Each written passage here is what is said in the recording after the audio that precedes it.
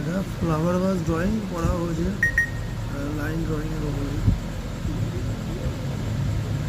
Line drawing করে করা হয়েছে পেন জেল পেন রিফিল দিয়ে করা হয়েছে ড্রয়িংটা। খুব ইজি ওয়েতে ড্রয়িংটা করা হয়েছে, জাস্ট স্কেচ করে ধরে তারপরে এটা করা হয়েছে। তাহলে 2D স্পেসের উপরে 2Dটাই দেখানো হয়েছে এখানে, আর 3Dটা দেখানো হচ্ছে পরে যখন একটু শেড দেওয়া হয় তখন 3Dটা বের করা যায়। এটাই খুব সহজভাবে করা যায়। এটার মধ্যে একটা ব্যালেন্স আছে, সেই ব্যালেন্সটাকে রেখে কাজটা করা হয়েছে।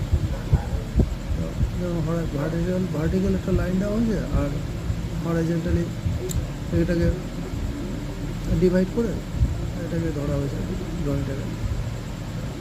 এটা কোনো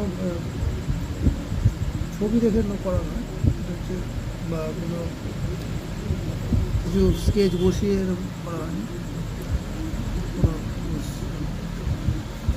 বসিয়ে করা হয় না, সাবজেক্ট কিছু নয়, জাস্ট একটা ড্রয়িং করা হয়েছে।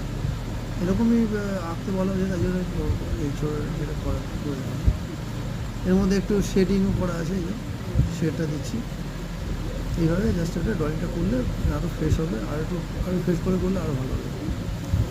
এগুলো যেহেতু স্টিল লাইফ, একটা স্টিল লাইফের মতো, তো স্টিল লাইফ করতে গেলে এই অরিজিনাল এরকম স্টিল বসিয়ে তাকে একটা স্কেচ করে ভালো। আমি একটা রিসেন্ট আরেকটা করে দেখাবো ওখানে, যেটা স্টিল লাইফের মধ্যে কাজটা হয়।